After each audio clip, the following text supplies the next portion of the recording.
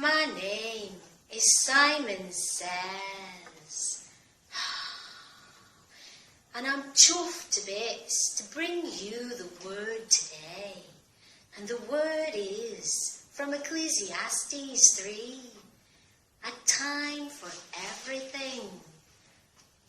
I'm chuffed to bits to tell you about this.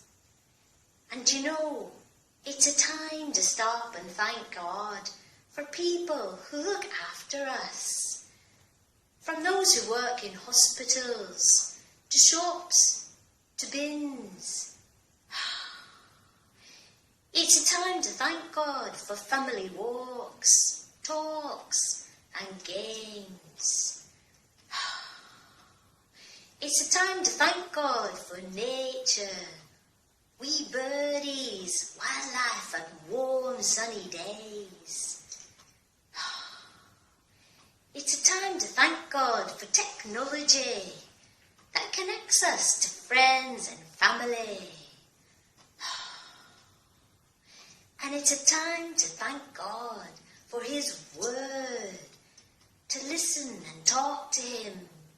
And if you haven't done any of this, then make time.